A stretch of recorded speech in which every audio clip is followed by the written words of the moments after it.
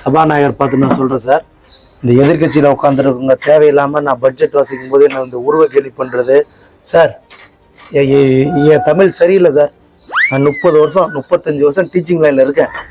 ஆமாம், தமிழ் இந்த உருவ கேலி I am born Christian sir. Born Christian. நான் இங்கிலீஷ் நல்லா எனக்கு புலமை தமிழில் விட்டு தான் வரும். நீங்கள் இதை வந்து என்ன உருவ கேலி ஒரு எதிர்கட்சியில் பண்ணாருன்னு வச்சுக்கங்களேன், வேணான்னு சொல்லிடுங்க. ஆமாம் சார், நான் பார்ன் கிறிஸ்டின் சார்.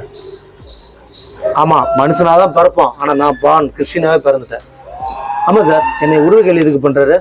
நான் பட்ஜெட் வாசிக்கும் போது எனக்கு சில 45,336க்கு பதிலாக 45,036 ஏதோ தெரியாமல் சொல்ல வரதான் அதிகம். இது தப்பா? இதில் என்ன தப்பு இருக்கு? அவர் உருவ கேலி பண்ணுறாரு, இது சரி கிடையாது. I am born Christian. ஆமாங்க, நான் பார்ன் கிறிஸ்டின் தாங்க. நான் வந்து பைபிள் படித்து தாங்க வளர்ந்தேன். அப்படி தாங்க இருப்பேன். என்னை அவர் வந்து குறை சொல்லக்கூடாதுங்க. ஆமாங்க, எல்லாரும் மனிதராக பிறப்பாங்க. நான் மட்டும் பார்ன் கிறிஸ்டினாவே பிறந்துட்டேங்க. என்னை உருவ கேலி பண்ணுற வேலையில் வச்சுக்கிட்டாருன்னா சட்டசபைன்னு பார்க்க மாட்டேன். ஏற்கனவே நான் அமைச்சர் ஆகிறதுக்கு முன்னாடியே வீடு பூந்து என் சொந்தக்காரன் மாட்டே உடைச்சாள். நான் அதை மைண்டில் வச்சுக்க சொல்லுவேன். சரிங்களா? என் தலைவர் பார்த்துக்கிட்டே இருக்காரு. உட்கார